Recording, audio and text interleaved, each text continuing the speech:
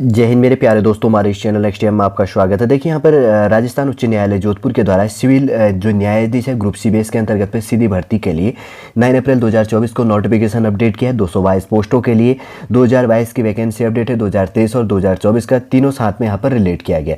पूरा इन्फॉर्मेशन देख लेंगे। आपके फॉर्म फिल करने के लिए इंपॉर्टेंट इन्फॉर्मेशन यहाँ पे क्या निकल के आता है। इससे पहले हम आगे बढ़े, यदि आपके द्वारा हमारे इस चैनल नेक्स्ट टाइम को सब्सक्राइब नहीं किया तो सब्सक्राइब कीजिए तथा बेल आइकन को प्रेस कीजिएगा, ताकि जो भी कंटेंट जो भी इन्फॉर्मेशन हमारे द्वारा आपके लिए प्रोवाइड किया जाता है तो उसका नोटिफिकेशन आपके पास समय पर उपलब्ध हो जाएगा। परीक्षा का नाम की बात करेंगे तो सिविल न्यायाधीश सवर्ग मतलब ग्रुप सी बेस के अंतर्गत पे सीधी भर्ती प्रतियोगी परीक्षा 2024 9 अप्रैल 2024 को अपडेट किया गया। भर्ती प्रक्रिया के नियम की बात करेंगे तो राजस्थान जुडिशियल सर्विस रूल 2010 है। एस की बात करेंगे तो अमेंडेंट किया गया है, इसके अंतर्गत मतलब संशोधन किया गया। और उसके बाद में सवर्ग की बात करेंगे, सिविल न्यायाधीश सवर्ग सिविल जो है यहाँ पर कार्डर बेस के अंतर्गत पे सिविल जज कार्डर जिसको कहा जाता है।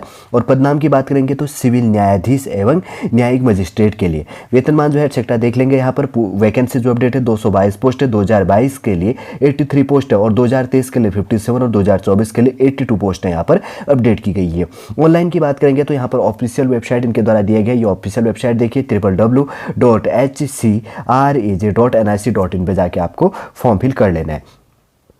ऑफिशियल वेबसाइट देख लिया होगा। अगर फॉर्म फिल की बात करेंगे, आवेदन करने की जो समय सीमा है 9 अप्रैल 2024 से लेकर दिन में 1 बजे से स्टार्ट हो चुका है। 8 मई 2024 के शाम के 5 बजे तक आप फॉर्म फिल कर सकते हैं। और ऑनलाइन परीक्षा शुल्क जमा करने की जो समय सीमा है 9 अप्रैल 2024 से लेकर दिन में 1 बजे से स्टार्ट हो चुका है। और उसके बाद में यहाँ पर क्या है 9 मई 2024 में शाम के 5 बजे तक आप फॉर्म फीस भी पे कर सकते हैं, जो भी आपके पास में फैसिलिटी है। प्रारंभिक एवं मुख्य परीक्षा का स्थान की बात करेंगे तो आपका जो भी है स्टेट के अंतर्गत पे इसका एग्जाम होगा। प्रारंभिक परीक्षा की संभावित तिथि 16 जून 2024 रविवार को कहा गया, लेकिन हो सकता है इसमें अपडेट होगा क्योंकि 16 जून को यूपीएससी का भी एग्जाम होना है 2024 के अंतर्गत पे, तो इसके डेट में चेंज भी आपका हो सकता है। इसको थोड़ा सा ध्यान रखिएगा। और इसके बाद में 11 नंबर का जो पॉइंट है इतना इंपॉर्टेंट है नहीं यहाँ पे। और उसके बाद में फॉर्म फीस 30 नंबर का जो पॉइंट है एग्जामिनेशन फीस है। और सामान्य वर्ग के लिए अन्य पिछड़ा वर्ग क्रीमिलियर बेस के अंतर्गत पर अति पिछड़ा वर्ग क्रीमिलियर श्रेणी और अन्य राज्य के आवेदक के लिए 1250 रुपये यहाँ पर फॉर्म फीस है। और उसके बाद में राजस्थान राज्य के अन्य पिछड़ा वर्ग नॉन क्रीमिलियर श्रेणी, अति पिछड़ा वर्ग नॉन क्रीमिलियर श्रेणी, आर्थिक रूप से कमजोर वर्ग के आवेदक के लिए 1000 रुपये फॉर्म फीस है। और उसके बाद में दिव्यांगजन राजस्थान राज्य के अनुसूचित जनजाति और अनुसूचित जाति के आवेदक के लिए 750 रुपये यहाँ पर फॉर्म फीस है।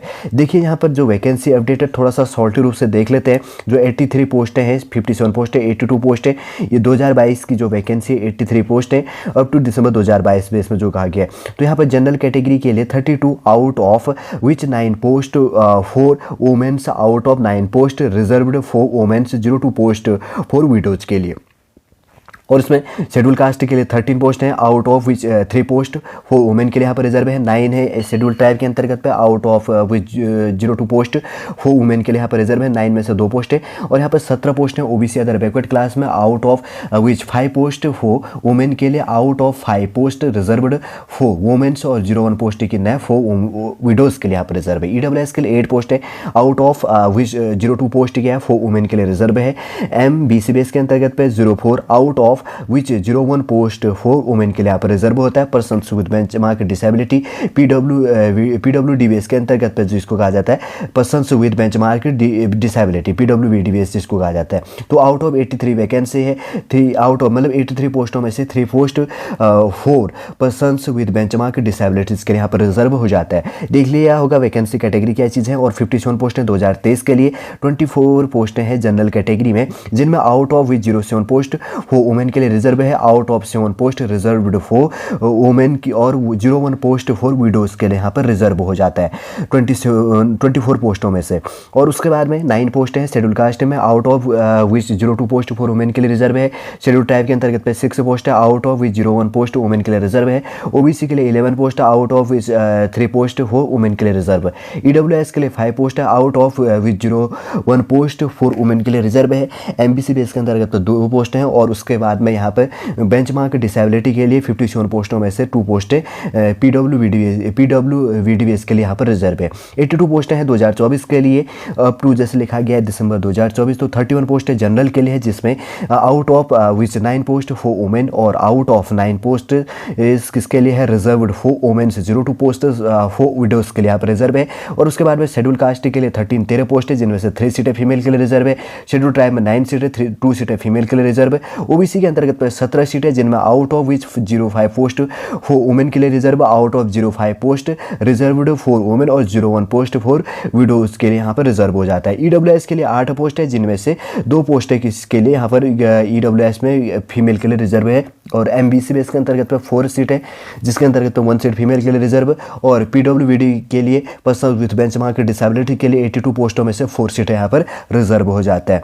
जैसे कि यहाँ पर कहा गया कि वैकेंसियों की संख्या घट और बढ़ सकता है। ओरिजेंटल और वर्टिकल यहाँ पर रिजर्वेशन की बात कही गई 37 और जिसको भी इसके अंतर्गत पे कहा जाता है ओरिजेंटल और वर्टिकल जिसको कहा जाता है। और इसमें देख लिया होगा। और आगे देखते क्या चीज़ें हैं यहाँ पर। वैसे तो इंपॉर्टेंट चीज़ हमने बात कर लिया। न्यूनतम शैक्षणिक अर्हता, देखिए कोई भी अभ्यर्थी सेवा में भर्ती के लिए तब तक पात्र नहीं होगा जब तक कि वह भारत में विधि द्वारा स्थापित तथा अधिवक्ता अधिनियम 1961 के अधीन इस रूप में मान्य किसी भी विश्वविद्यालय की विधि स्नातक व्यवसाय की उपाधि धारित न करता हो।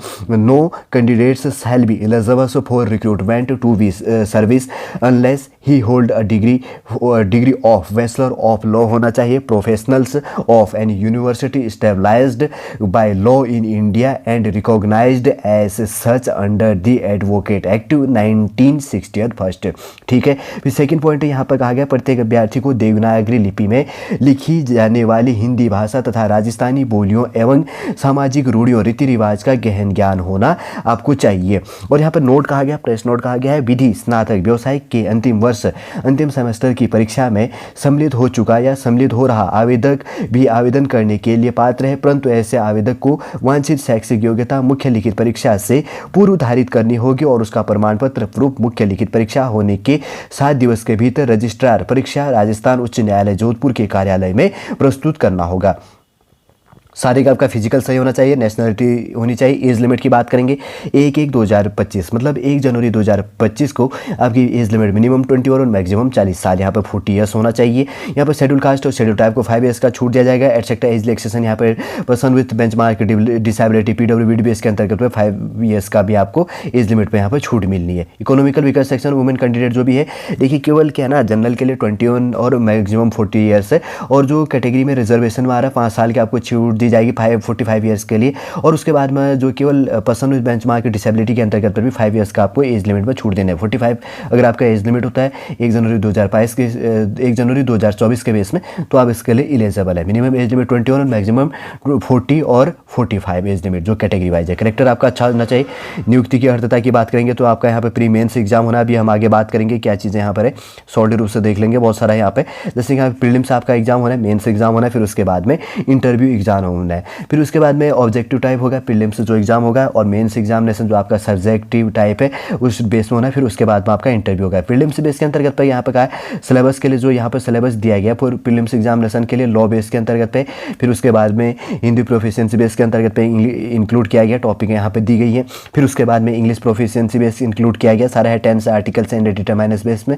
फ्रेजल वर्ब एंड इडियम्स हो गया, एक्टिव एंड पैसिव बेस के अंतर्गत पे, direct and indirect, antonym and synonym etcetera यहाँ पर। ऑब्लिगेशन से रिक्वेस्ट बेस के अंतर्गत पे, परमिशन से है एटसेट्रा यहाँ पर रिलेट किया गया है, इंटेंशन से जिसको कहा जाता है। और उसके बाद में बी है मेन से पेपर के अंतर्गत पर लॉ का आपका पेपर होगा। लॉ पेपर फर्स्ट है 100 मार्क्स का, 3 घंटे का आपको टाइम दिया जाएगा, और लॉ पेपर सेकंड होगा 100 मार्क्स का, 3 घंटे का टाइम मिलेगा, सेकंड है। उसके बाद में लैंग्वेज पेपर फर्स्ट है हिंदी ऐसे के लिए 50 मार्क्स का 50 नंबर का 2 घंटे का टाइम होगा। और उसके बाद में पेपर सेकंड होगा इंग्लिश ऐसे 50 मार्क्स का 2 घंटे का आपको टाइम दिया जाएगा, और इंटरव्यू आपका 35 मार्क्स का इसके अंतर्गत करना। लॉ पेपर फर्स्ट का थोड़ा सा यहाँ पे इनके द्वारा सब्जेक्ट का जो टॉपिक है दी गई है, जो भी है कोड ऑफ सिविल प्रोसीजर्स 1908 के बेस के अंतर्गत 1908 का, वही 1878 सेकंड 1878 सेकंड एटसेट्रा जो भी अगर आपका सब्जेक्ट हो तो आप इन चीज़ों को जानते हैं। लॉ पेपर सेकंड का होना है, फिर उसके बाद में लैंग्वेज है हिंदी और इंग्लिश में, फिर उसके बाद में आपका इंटरव्यू होगा, आपका जो सब्जेक्ट है उसी के बेस के अंतर्गत पर आपका इंटरव्यू इसके अंतर्गत पर होगा।